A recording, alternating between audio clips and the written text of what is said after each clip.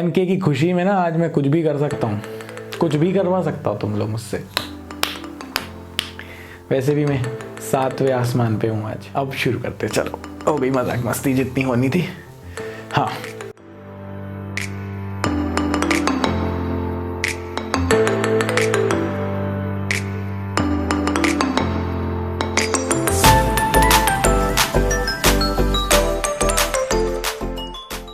इस वीडियो में हम लोग पढ़ने वाले हैं force on a current carrying conductor placed in a uniform और rather than in a magnetic field. अब मेरे पास अगर एक कंडक्टर है और अगर एक मैग्नेटिक फील्ड में रखा हुआ था तो उस पर फोर्स कैसे लग गया जब उसमें करंट फ्लो हुआ? अरे भाई हमने पढ़ा तो है यार, QVB, F is equal to QVB पढ़ा था। अगर चार्ज पार्टिकल मोशन में होता है तो उस पर फोर्स लगता है कि नहीं? तो ऑब्वियसली जब यहां से करंट आएगा, देखो डायग्राम को देख के डरना नहीं, बड़ा आसान डायग्राम है। ये मेरे पास क्या है, मैग्नेटिक फील्ड क्रॉस की, बिल्कुल। ये मेरे पास क्या है, दो रेल्स मतलब जिनके ऊपर मेरा कंडक्टर स्लाइड हो सकता है। जैसे ये एक रेल है, इसके ऊपर कंडक्टर स्लाइड हो रहा है, ठीक, कंडक्टर स्लाइड हो सकता है। तो ये मेरे पास रेल्स हैं कंडक्टिंग, यहां से करंट है। अगर यहां पर मैंने एक रॉड रखी हुई है तो यहां से करंट आएगा और इस रॉड में से जाएगा। जब इसमें से करंट डाउनवर्ड जा रहा है, मतलब इस तरफ करंट जा रहा है, तो वो पप्पा वाला याद है, डायरेक्शन निकालने के लिए किसकी, फोर्स की डायरेक्शन जो इस पर एक्ट कर रहा है। और कितना फोर्स एक्ट कर रहा होगा, वही फादर मदर चाइल्ड, और लपाड़ा उल्टे हाथ से तेज पड़ता है, यस, फोर्स लेफ्ट हैंड।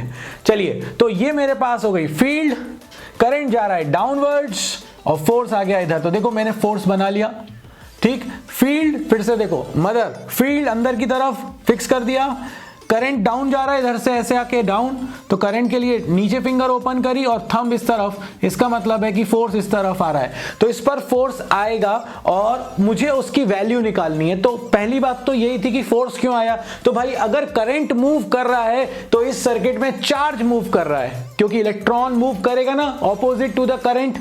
हमेशा हम कन्वेंशनली क्या बोलते हैं, the direction of positive charge के जो मोशन की होती है वही हमारा करंट होता है। या हम ऐसा कहें, इलेक्ट्रॉन नेगेटिव होता है, इलेक्ट्रॉन करंट के ऑपोजिट मूव करेगा क्योंकि उस पर तो नेगेटिव चार्ज है। बिल्कुल ठीक है। तो यहां से इलेक्ट्रॉन्स मूव कर रहे होंगे ऑपोजिट, और जब भी कोई चार्ज मूव करेगा तो उस पर फोर्स कितना आएगा, QVB। अब मैं ये मान रहा हूं फिलहाल कि यहां पर एक इलेक्ट्रॉन है, इलेक्ट्रॉन तो बहुत सारे होंगे कंडक्टर में। वैसे अगर मैं लिखूं तो मुझे लिखना चाहिए स्मॉल n। क्या होता है स्मॉल n, देखते हैं।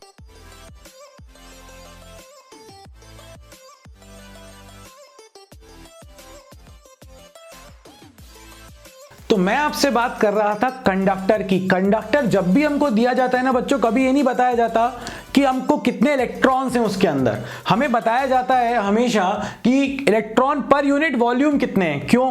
क्योंकि आपने बड़ा कंडक्टर ले लिया, आपने छोटा कंडक्टर ले लिया, तो आपके कंडक्टर के साइज के अकॉर्डिंग उसके नंबर ऑफ इलेक्ट्रॉन्स बदल जाएंगे। इसीलिए हमको क्या होता है, हमें दिया होता है number of electrons per unit volume.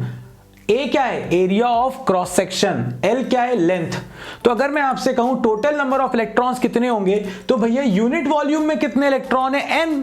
तो वॉल्यूम कितना है, एरिया इंटू लेंथ। तो यूनिट वॉल्यूम में अगर n इलेक्ट्रॉन है तो a इंटू एल, मतलब इतने वॉल्यूम में कितने इलेक्ट्रॉन होंगे, तो small n into AL। Area into length volume, n क्या है, number of electrons per unit volume. तो number of electrons per unit volume into volume कर देंगे तो टोटल नंबर ऑफ इलेक्ट्रॉन्स आ जाएंगे ना उस वॉल्यूम में, और इसका एरिया A है और इसकी लेंथ L है। तो आ गए टोटल नंबर ऑफ इलेक्ट्रॉन्स। अगर मुझे चार्ज निकालना पड़ता तो एक इलेक्ट्रॉन पे चार्ज होता है E, तो कितने इलेक्ट्रॉन है, कैपिटल N, तो कितना होता है, N इंटू E। याद करो ड्रिफ्ट वेलोसिटी का डेरिवेशन तुमने कल ही किया है, करंट इलेक्ट्रिसिटी की प्लेज में, नहीं याद है क्या? जब करंट इलेक्ट्रिसिटी में करा था तो हमने उसमें ये डिटेलिंग करी थी, दोबारा कर दी आज बाबा जी ने आपके लिए। तो देखो NaL, ये हो गया मेरे पास number of electrons into E। Okay, मान लो यहां पे एक इलेक्ट्रॉन था, मान लिया अभी फिलहाल, तो एक इलेक्ट्रॉन पर अगर मूव करता तो कितना फोर्स होता, पढ़ा है ना, QVB। इलेक्ट्रॉन है इसीलिए E, तो ये आ गया मेरे पास EVB। अगर मैं बात करूं कि मेरे पास EVB है, अगर टेंशन हो रही है तो तुम मैग्नीट्यूड लेके चलो, मत लेके चलो कुछ। तो अगर मैं देखूं यहां पे तो मेरे पास EVB, Q की जगह पे E आ गया इलेक्ट्रॉन, EVB sin थीटा। यहां तो 90 डिग्री है डायग्राम में, बट जनरलाइज कर सकते हैं अपन केस कि भाई किसी एंगल पे होता तो अपन कहते फोर्स कितना लगता है एक इलेक्ट्रॉन पर, EVB sin थीटा। कितने इलेक्ट्रॉन है आपके पास अभी? N, कैपिटल N, तो आपने कैपिटल N का मल्टीप्लाई कर दिया, capital N into EVB sin theta. और कैपिटल N क्या है? Number of electrons per unit volume into volume, यानी NaL। यहां रख दिया कैपिटल N की जगह पे NaL। थोड़ा सा अरेंजमेंट करा, देखो NeAVD, ये V ड्रिफ्ट वेलोसिटी होगी ना इलेक्ट्रॉन की जब मूव कर रहा है तो, बट कोई बात नहीं, V लिखो रहने दो। और L को अलग कर दिया, B को अलग कर दिया sin थीटा। सिर्फ इसमें से मैंने NeAV निकाल दिया। ठीक, अगर ये NeAV निकाल दिया, हमने करंट का रिलेशन बोला था ड्रिफ्ट वेलोसिटी के साथ, I is equal to NeAVD। तो NeAV की जगह पर आपने क्या रख दिया? I। तो आपके पास फॉर्मूला आ गया I into L into B sine theta. मेरे लिए फॉर्मूला बन गया bill sine theta, bill sign theta.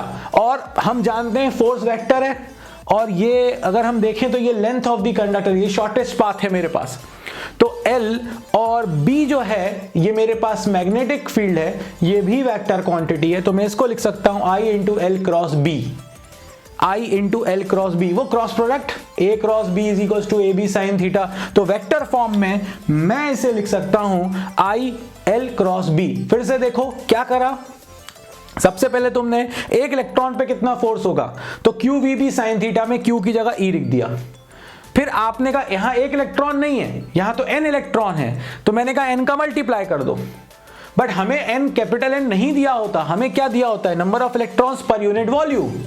तो मैंने कहा यूनिट वॉल्यूम में इतने इलेक्ट्रॉन है, तो कितना वॉल्यूम है कंडक्टर का? तो आपने कहा एरिया इंटू लेंथ। तो मैंने कहा टोटल हो गया आपके पास यूनिट वॉल्यूम के electron into area into length. तो टोटल इलेक्ट्रॉन आ गए, कैपिटल N की जगह टोटल इलेक्ट्रॉन्स रख दिए, NeAVD या NeAV को अलग कर दिया, वो बन गया करंट बिल साइन थीटा। मेरा आ गया फॉर्मूला। जल्दी से पॉज करो, इसके केसेस स्टडी करने हैं हमें, वीडियो को पॉज करके जल्दी से नोट करो।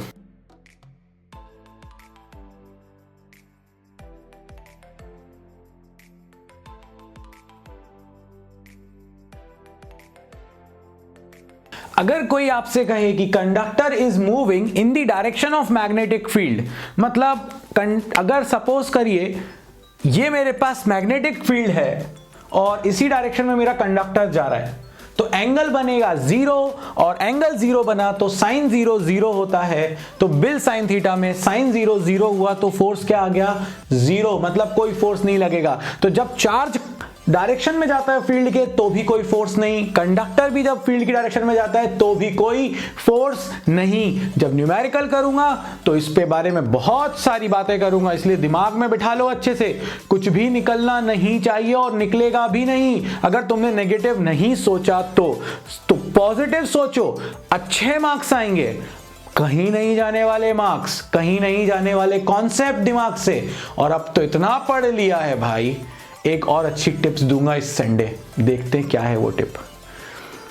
अगर मेरा कंडक्टर, मेरी फील्ड है सपोज करो नॉर्थ से साउथ की तरफ, सपोज करिए ऐसे करते, ऐसी फील्ड है, और अगर कंडक्टर मेरा ऐसा जा रहा है, तो देखो फील्ड थी इनवर्ड्स और conductor perpendicular to field move कर रहा है, तो फील्ड को लाइंस को कट करेगा, पक्की बात है। तो मेरा थीटा बन जाएगा 90 डिग्री, फोर्स हो जाएगा F max BIL। तो मेरे पास आ गया फोर्स BIL, मेरे पास आ गया फोर्स 0 कब? जब थीटा 0 डिग्री हो, और मैक्सिमम कब? जब conductor perpendicular to magnetic field move करता है। F max की वैल्यू आ जाएगी BIL। तो मेरे पास फॉर्मूला आ गया बिल, QVB पहला, दूसरा आ गया बिल। ध्यान से बार बार बोल रहा हूं, BIL, बिल साइन थीटा। अब हम नेक्स्ट वीडियो में बात करेंगे जब दो कंडक्टर्स पैरेलली रखे हों तो उन पे कितना फोर्स लगता है। और जाते जाते एक बात कह देता हूं, भगवान मेरे लिए फिजिक्स है, फिजिक्स बाबा कुछ नहीं है। फिजिक्स बाबा तो सिर्फ और सिर्फ आप सब लोगों को कॉन्सेप्ट देने आया है, बट अपना भगवान फिजिक्स है। तो फिजिक्स बाबा की छोड़ो, फिजिक्स को पकड़ लो। इस वीडियो में इतना ही। जय हो।